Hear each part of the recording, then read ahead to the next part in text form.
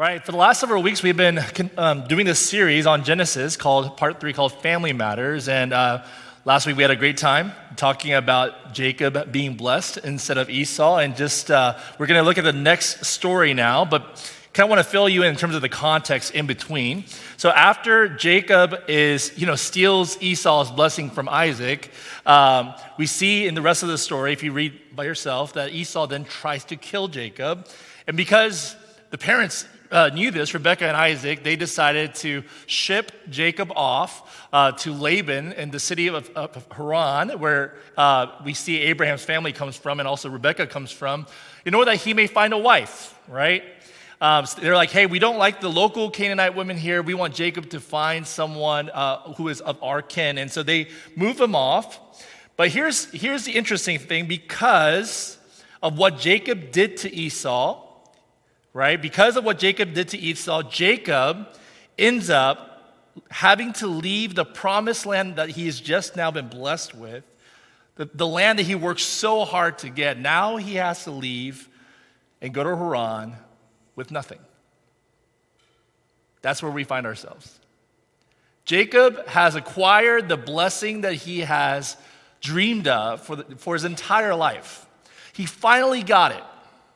And now he has to leave the land, his home, everything he's known, to go to Haran, and he's going with nothing.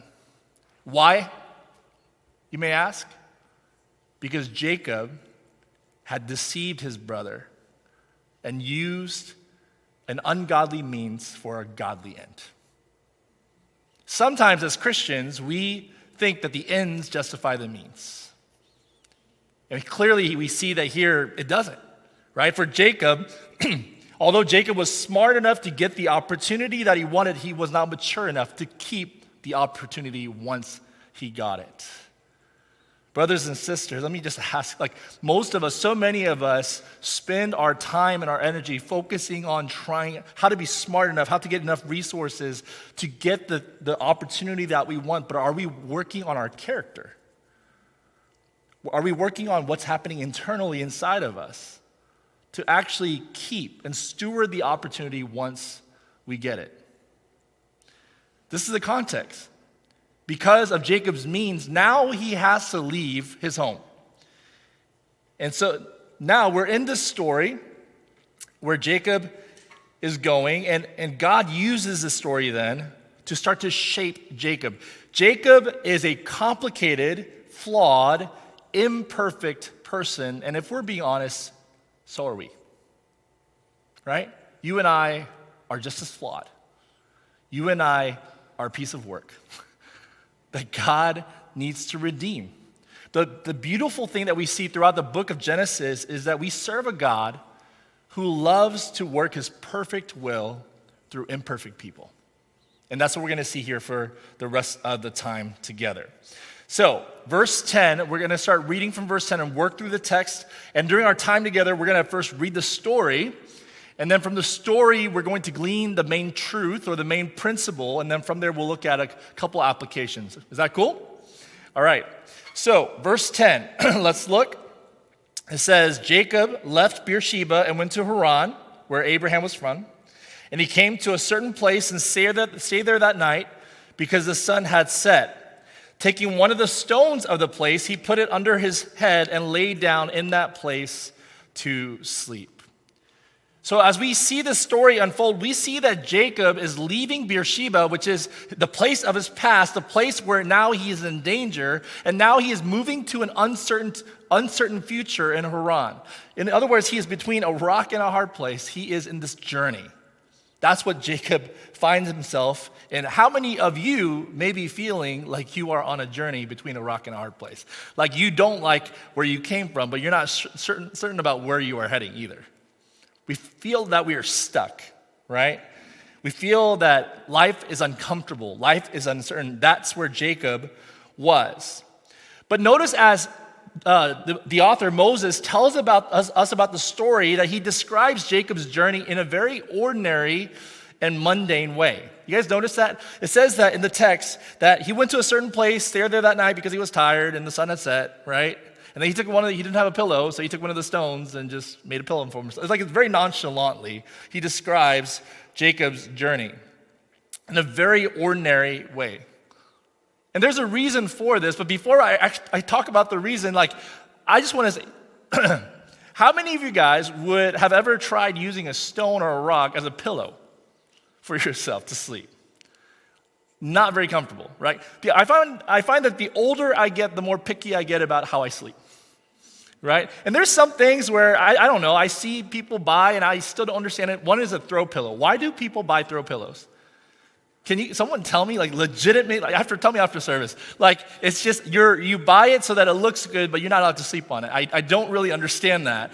But I just find that the older I get, the pickier I get about my quality of sleep, right? And here, clearly, this is not a very comfortable way to sleep. Jacob sleeps on a piece of rock, which is not like a memory foam pillow or anything like that. But why does he do it? Because this rock is the only thing he had to work with.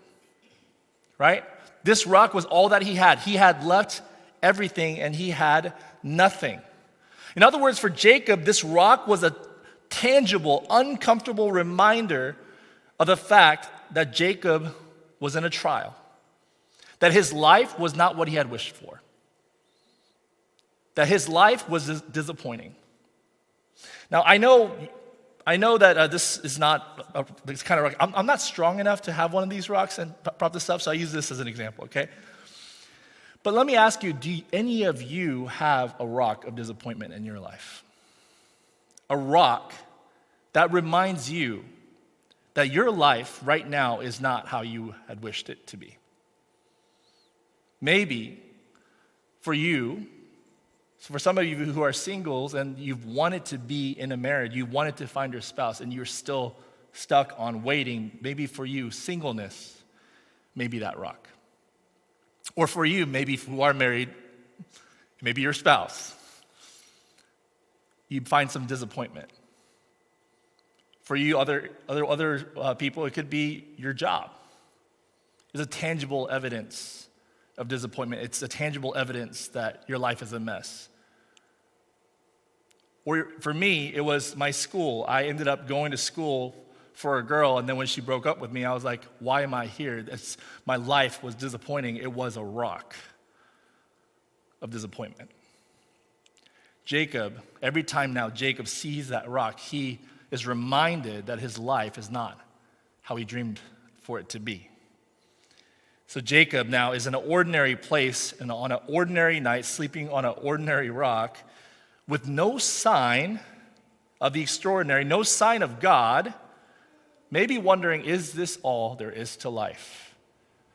And he manages somehow to fall asleep. But let's see what happens then in the story. Verse 12. And he dreamed, and behold, there was a ladder set up on the earth, and on top of it reached to heaven. And behold, the angels of God were ascending and descending on it. And behold, the Lord stood above it. There's a couple of important observations here about the way that the Lord reveals himself to Jacob in this story. First, we see that God meets Jacob in the journey, not just on the destination. He meets Jacob during the journey, not just at the destination, right? God reveals himself in the journey. So many of us are often so focused on the future and on the destination we hope to see. And we go, God, why haven't you shown up yet? When in actuality, he is here right there with you during your journey. It's just that you are not seeing it. God revealed himself to Jacob during the journey, not just at the destination. Second observation, we see that God meets Jacob in the ordinary, not just the extraordinary. He meets Jacob in the ordinary, not just the extraordinary. Again, the author makes it painfully clear how mundane and ordinary this place is. There's nothing special about this place, a certain rock, on a certain night because he was tired, because the sun had set, right? And yet it is in this place where God reveals himself to Jacob in extraordinary ways. He gives him a vision, and some of us translate it as a ladder. Others of us, it's actually probably closer to a stairway, right? The original stairway to heaven. In other words, the stairway God sets in motion, shows Jacob this vision in a dream. And on this stairway, we see the angels ascending and descending. And some of you guys might wonder then, what does this stairway mean? Like, what is the significance or the meaning of this stairway? And in short, I will say this: the stairway shows us that God is on the move in creation. That God is not just some sort of distant deity that's out there uncaring, uninvolved in what's happening here in this world. No, God is very much active in this world, and that he is sovereign in this world, that he answers prayers, and that he executes his plans. It shows that God is on the move here. You see, Jacob had now a new lens to see the ordinary, to see what the extraordinary things that God was doing behind the scenes. This truth reminds us, church, that sometimes in our day-to-day life, during our ordinary, mundane days, we may not see God, we may not feel God, we may wonder where he's at, but God is always there. He is always working. And that's why we can trust him. And that's why we can rest. God is working. The last observation we see is that God meets Jacob as he is and not as who he pretends to be. God meets Jacob as he is, not as he pretended to be. Notice, Jacob was not even looking for God in this journey. What was Jacob looking for? He was looking for what? A spouse. He was on his way to go try to find a wife, right? He went out to find a spouse and God found him. That's what happened. That's his testimony. That's a pretty incredible testimony, isn't it? I went out to find a spouse and God found me, right? Jacob was still a trifling mess. He was still messed up in his external situation and in his internal character. This is probably the messiest Jacob's life has ever been, right? And yet, I would venture to say this is the most honest Jacob has ever been, because before he had grown up his entire life trying to pretend that he was his brother, to get the blessings of Esau by acting like Esau, smelling like Esau, giving food to his father, deceiving his father to be someone he's not. And now, with all of that, now he's in the middle of nowhere by himself, with himself. He is in his most honest moment. He is in the messiest moment of his life. And it is there, of all times, where Jacob meets God.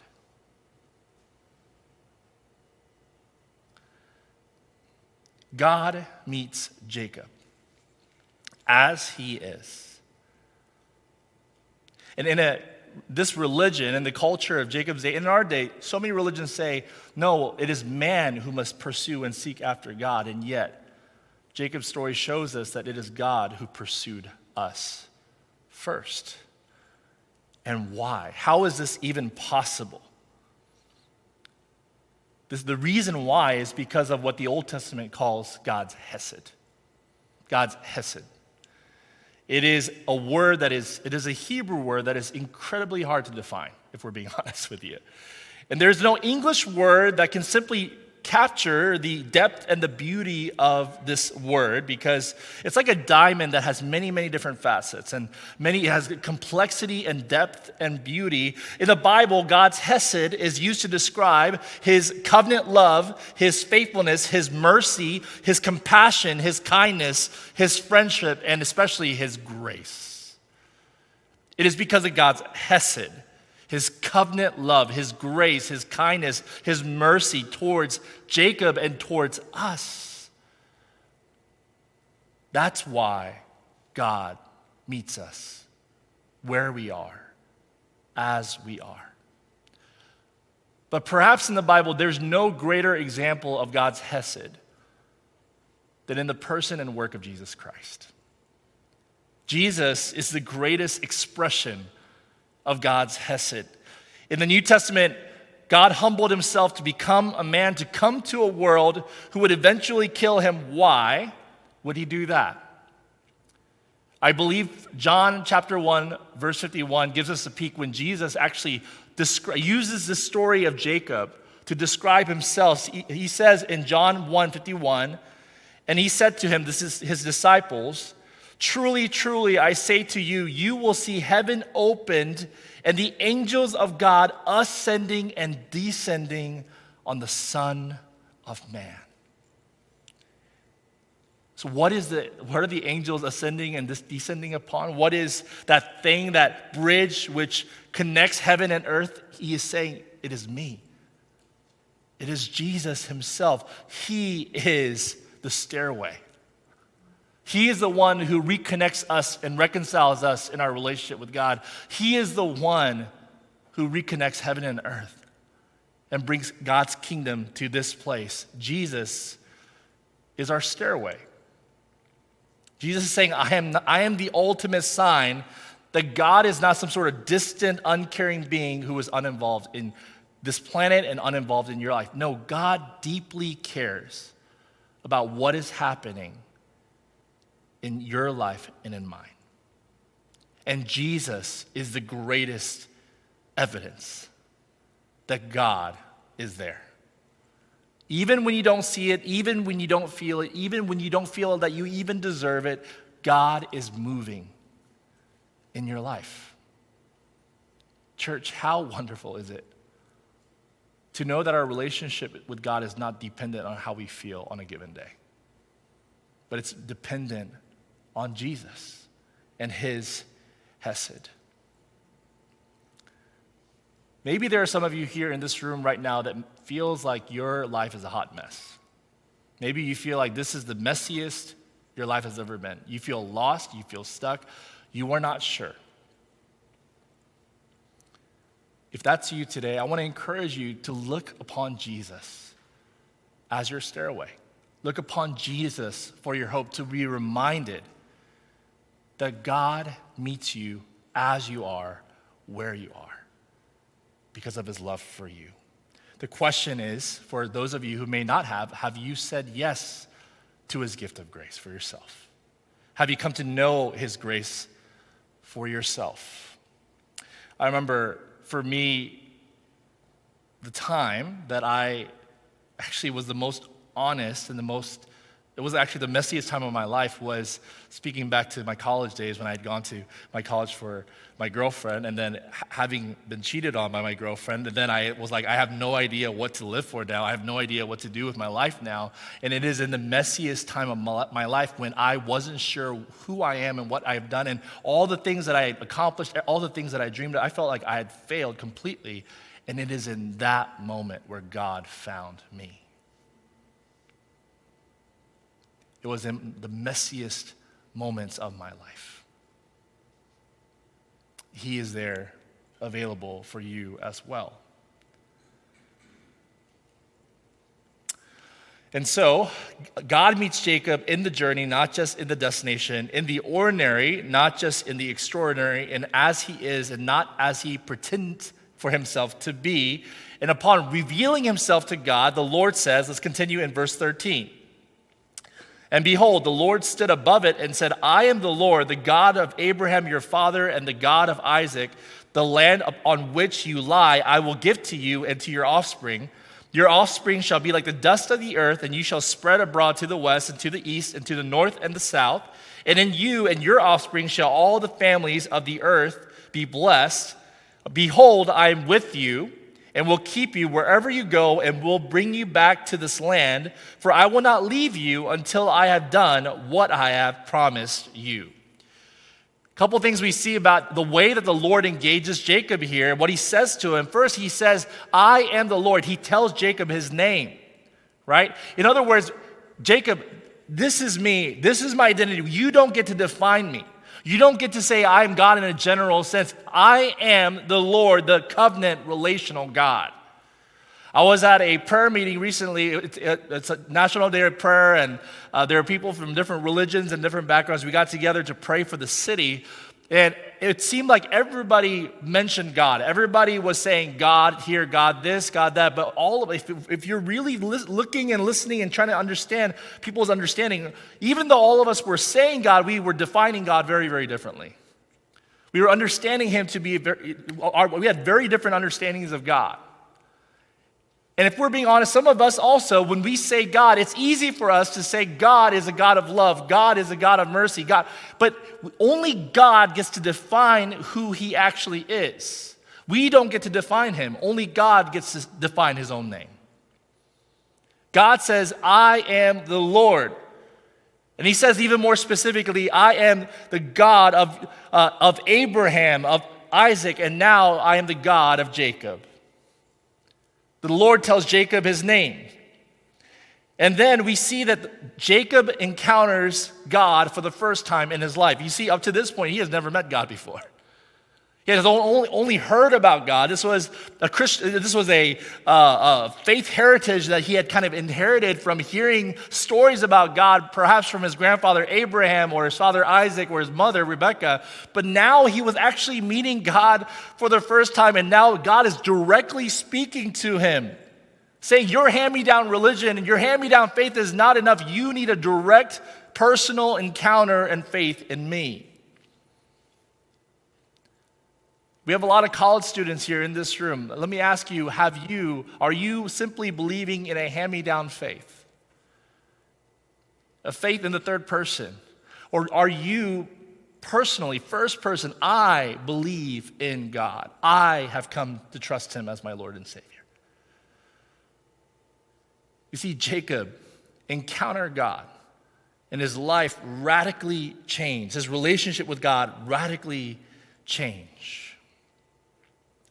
And then verse 13 through 15, we see the Lord making a promise to Jacob if you're reading, he's not asking anything of Jacob. He is giving his promise to Jacob. You notice in the text how many times, if you read for yourself, how many times the Lord says, I will do this. I will give to you. I am with you. I will not leave you. God is directly, personally involved in the life of Jacob, and he is involved in our lives. He is personally involved in our lives and personally involved in fulfilling his promise. And what are his promises? The Lord promises to Jacob first his provision. He says, I will give you the land. I will give you the offspring. I will bless you and expand your territory. Second, he offers his presence. He says, behold, I am with you. I myself am with you. Verse 15. And then he offers his protection. He says, I will keep you. In other words, I will protect you. I will keep you from harm, no matter where you go. God promises Jacob his provision, his presence, and his protection. Imagine Jacob meeting God for the first time, hearing God, even when he knows he doesn't deserve it, even when he knows he hasn't done anything to earn it, hearing God make these promises to him. You know, what's interesting for us as believers, it might not be the same, but 2 Corinthians chapter 1, verse 20 says, for all the promises of God find their yes in him. And that is why it is through him that we utter our amen to God for his glory. If you are a child of God, if you have placed your faith in God, now the blessings that God has promised to us as believers, as Christians, is different than Jacob. But also God has promised us in Jesus, his provision, his presence, and his protection. That's why even for example, in the Great Commission in Matthew chapter 28, verse 20, Jesus says, and behold, I will be with you always to the end of the age. God promises us his presence, his provision, and his protection because of Jesus Christ. We have that for ourselves. So then how does Jacob respond? Let's look from verse 16 through 22. Verse 16. Then Jacob awoke from his sleep and said, surely the Lord is in this place, and I did not know it. And he was afraid and said, how awesome is this place? This is none other than the house of God, and this is the gate of heaven. So early in the morning, Jacob took the stone that he had put under his bed and set it up for a pillar and poured oil on top of it. He called the name of that place Bethel, but the name of the city was Luz at the first. Then Jacob made a vow, saying, if God will be with me and keep me in this way, that I will go and will give him bread to eat and clothing to wear, so that I come again to my father's house in peace. Then the Lord shall be my God, and this stone which I have set up for a pillar shall be God's house. And of all that you give me, I will give a full tenth to you. So starting in verse 16 through 22, we see Jacob's perspective, the way he sees things, change radically. You see, for Jacob, when he saw God, God changed the way Jacob saw everything in his life. His perspective had radically shifted from an earthly perspective to a heavenly perspective. And there are several ways where we see this happen, but I want to first then unpack for us, or kind of land us on our main point today, because here's what I want to do. I'm going to tell you what the main point is for today, for this story, and then we're going to apply it. And I want you to see yourself, the way that Jacob saw this, how it shifted for him. I want you to consider it for yourself as well, applicationally, okay? So here's the main point today.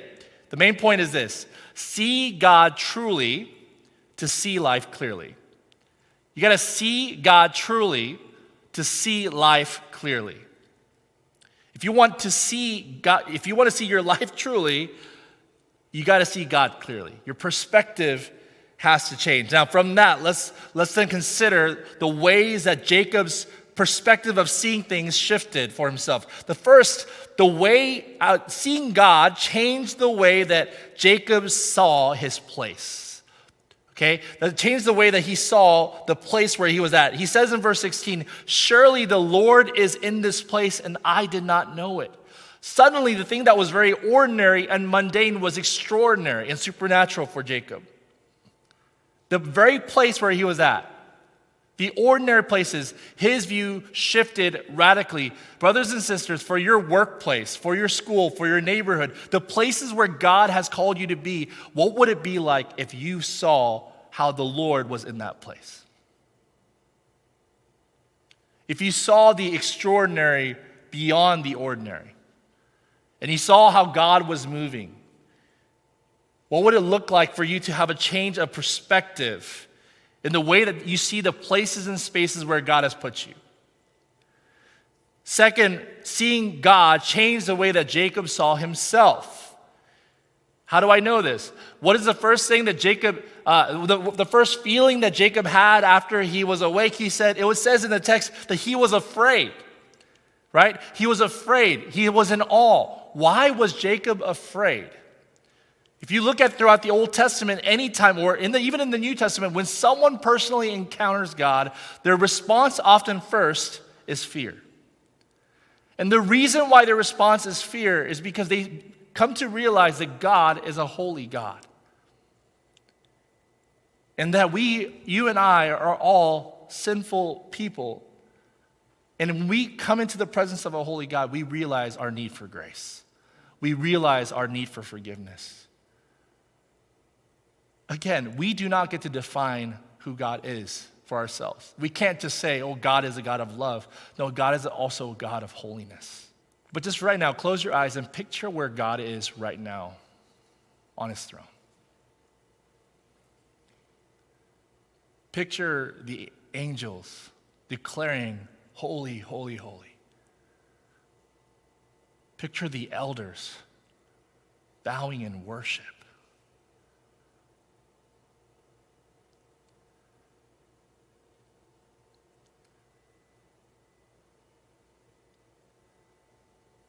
All right, come back. When we see God, we are seeing the creator of the cosmos, the holy God, the great I am. And when we look at him, it makes us see ourselves more clearly. All the brokenness, all the sin, all the ways where we fall short. But not in a way of condemnation, but in a way which reminds us of how God was gracious to us. That his throne room that you just pictured is a throne room of grace for us and not of wrath because of Jesus. Not because of what we have done, but because of Jesus. Jacob saw God, and it radically changed the way that he saw himself. And we, brothers and sisters, must never forget to have that fear and reverence towards God for who he is. Third, it changed the way that Jacob saw the rock, his rock, that rock of disappointment, right? And again, I don't know what it is for you, but think about it. What is that rock for you, that rock of disappointment, that thing that you're like, that reminds you tangibly that your life is disappointing, that your life isn't the way it is. Maybe you're in a trial. Whatever that is, right? And whether it be singleness or marriage, whether it be a job or your school right now or your finances or the lack thereof, or some of you guys hate living in America. Some of you guys hate living in Texas. I don't know. Some of you guys I don't know what it is. Whatever that rock of disappointment is, Jacob saw the rock, and what was once a rock which he was dysfunctionally using as a pillow, it all of a sudden became a pillar of worship. In other words, God had changed a trial into a testimony for Jacob. And the rock became a symbol of God's deliverance for his life. The question then is, are we willing to lay down and surrender the rock to God, to relinquish control, to ask him to change our perspective and how we see that rock? To ask him to do whatever he wants with that rock in our life. God, I surrender my desire, my singleness to you. I ask that you would change my perspective on my singleness. God, I surrender my finance to you. I pray that you would change my perspective on my finances and how I spend money. God, I surrender even living right here in place. I don't know wherever it is. Wherever you're living, God, give me your eyes to see this situation and to steward it according to your will. Are we willing to let go of control, to surrender that rock to God? Because when we do, that is when we will see God working and changing. For Jacob, this rock goes from a pillow to a pillar, right? A reminder of God's power and his work in his life. Fourth, we see that seeing God changes the way that Jacob sees his own possessions, including his finances, right? After experiencing what it feels like to lose everything, right? Jacob was in one moment blessed with all of his father's wealth, and then the next moment he loses everything.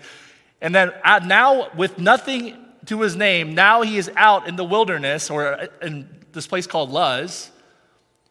When God makes this promise to Jacob, now he begins to realize, hey, I am not the owner of my life. I'm simply a steward. Everything that I have is not really mine, it's God's. Do you have an attitude of the things that you have in your life? Do you have the attitude of an owner or a steward? Do you believe that everything you have is just your own, or is it truly God's resources that you are simply stewarding? And if you do, how would that change the way that you live? How would it change the way that you see your finances? Again, even for Jacob right here, at the end of verse 22, what does he do? He says, God, I will give you a tenth of all that I have. Not just once in the Hebrew, this is continually. Seeing God radically shape the way that Jacob saw his finances. And I'm not going to go into the whole theology of tithing and tenth and all that stuff today, okay? That's not where we're going. Well, my question is, how do you see your identity? Do you see yourself as an owner of the things that you have, or as a steward? And if you see yourself as a steward, then how does it lead you? How does being a steward lead you to the practice of generosity and giving? Right? It changed the way that he saw his possessions. Fifth, seeing God change the way that Jacob saw his purpose.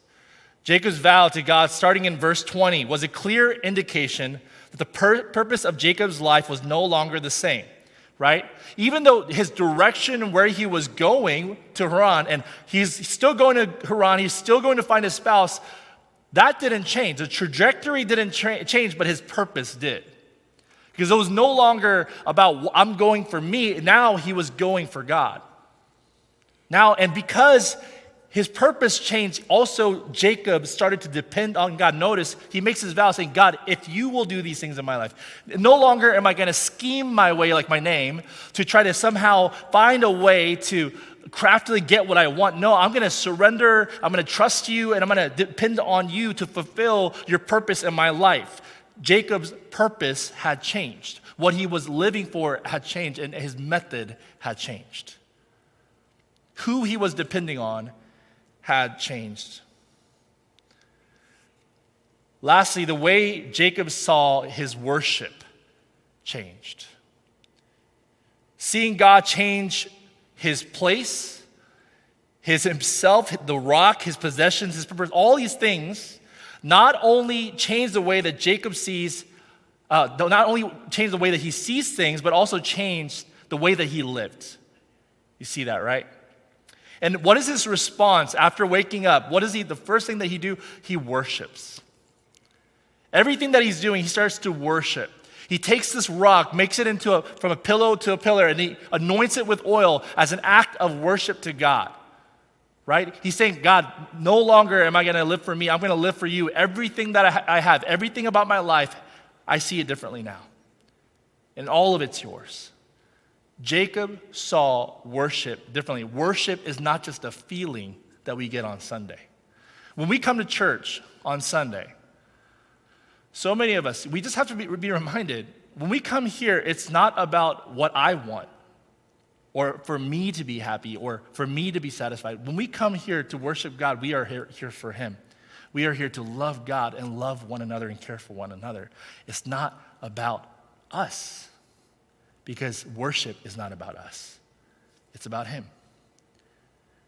Jacob saw his worship differently. He was radically changed.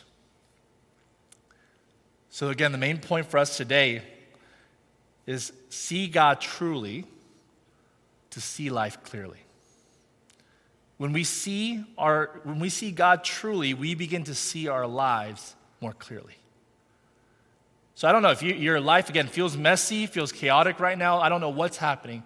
And maybe you feel stuck. Maybe you feel confused. What I want to invite you to do today is to look upon Him, to look upon who God is, His character, His faithfulness. And as you look upon Him, you'll begin to see your life and the things of your life more clearly. And so maybe as we take time, and in a moment we're about to take communion together, but I want to give you some time to reflect. And perhaps what you need today is to see God more clearly, more truly for who He is. And if that's where you are, take time right now to reflect and consider who Jesus is. Or maybe right now you're asking God for direction. God, help me to see my life more clearly right now. I feel so confused. Whichever it is for you, I want to give you time right now to just reflect and respond, to talk to God. And then afterwards, we will come back for a time of communion.